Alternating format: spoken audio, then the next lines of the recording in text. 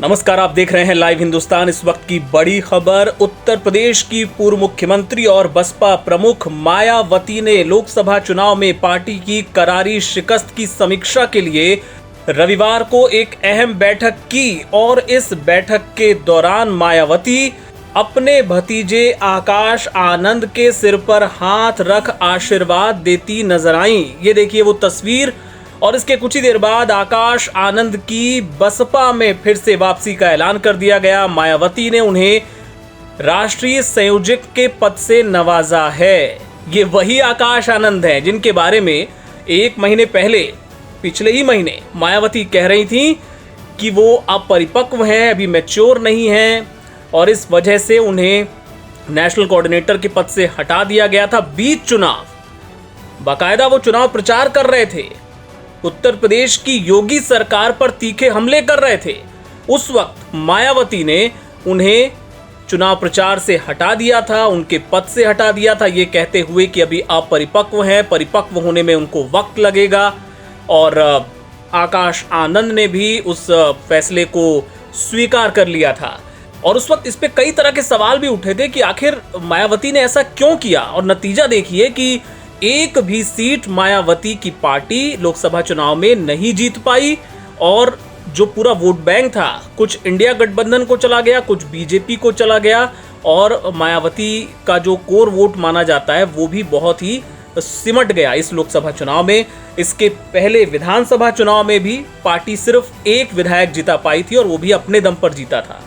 तो तमाम तरह के सवाल बसपा को लेकर पिछले कुछ सालों में उठते रहे हैं। उसकी रणनीति को लेकर लोग इसे बीजेपी के साथ अंदर खाने एक सेटिंग के तौर पर भी कुछ लोग कहते हैं कि मायावती बीजेपी के दबाव में काम करती हैं। बहरहाल, लेकिन आकाश आनंद को अब अचानक इतनी बड़ी जिम्मेदारी दिए जाने की जो वजह राजनीति के जानकार बता रहे हैं वो दरअसल ये है कि चंद्रशेखर आजाद, जो कि नगीना से सांसद चुने गए हैं, बसपा ने लाख कोशिश की थी कि ना जीत पाए, वहां से कैंडिडेट खड़ा किया था और हालांकि उसकी खुद की जमानत जब्त हो गई, लेकिन चंद्रशेखर आजाद का सांसद बन जाना मायावती अपने लिए, बीएसपी के लिए एक बड़े खतरे के तौर पर देख रही हैं, क्योंकि चंद्रशेखर आजाद उसी बिरादरी से आते हैं जो कि बीएसपी का, मायावती का कोर वोट बैंक माना जाता है, यानी कि जाटव समुदाय। और जिस तरीके से जीतने के बाद बिना किसी अलायंस के, बिना किसी की मदद के नगीना में चंद्रशेखर आज़ाद ने जिस तरह की जीत हासिल की है, उससे मायावती के कान खड़े हो गए और एक बड़ा खतरा वो महसूस करने लगी। और इसी वजह से ऐसा माना जा रहा है कि अब आकाश आनंद को चंद्रशेखर के पैरेलल उनके बरक्स खड़ा करने की कोशिश की गई है कि देखिए हमारे पास भी एक युवा नेता है। चंद्रशेखर पूरे प्रदेश में घूम रहे हैं, जहाँ पे भी जो दलित उत्पीड़न से जुड़ी कुछ खबरें आती हैं तो तुरंत वहाँ पर पहुँच जाते हैं। अभी हाल ही में अलीगढ़ में एक युवक की हत्या जो हुई थी, उसमें वो परिवार का समर्थन करने पहुँचे थे।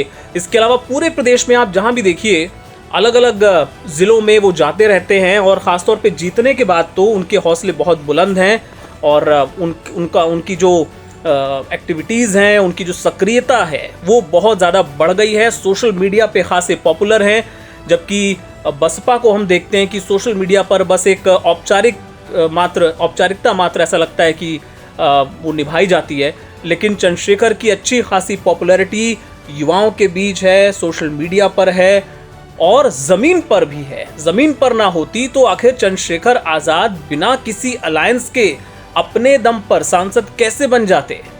और अब उसी डर से कहिए, उसी खौफ की वजह से बसपा ने, मायावती ने आकाश आनंद को फिर से एक महीने के अंदर अंदर उनकी वापसी कराई है। और अगर थोड़ा उसको हम तंज भरे लहजे में कहें तो एक महीने में मैच्योर हो गए, परिपक्व हो गए आकाश आनंद और अब उनकी वापसी बसपा में राष्ट्रीय संयोजक के तौर पर हो गई है। बहुत दिलचस्प होगा देखना कि जो 10 सीटों पर अभी उपचुनाव होने वाले हैं वहाँ पे भी बसपा लड़ने वाली है, तो वहाँ किस तरह की लड़ाई देखने को मिलती है। क्योंकि चंद्रशेखर आज़ाद भी कह रहे हैं कि भाई मैं भी लड़ूंगा, मैं भी अपनी पार्टी के उम्मीदवार इन सीटों पर खड़े करूंगा और बसपा भी खड़े करेगी, इंडिया अलायंस भी होगा, बीजेपी भी होगी। तो बहुत दिलचस्प होने वाली है उत्तर प्रदेश की राजनीति। ऐसी तमाम खबरों और विश्लेषण के लिए आप देखते रहिए लाइव हिंदुस्तान।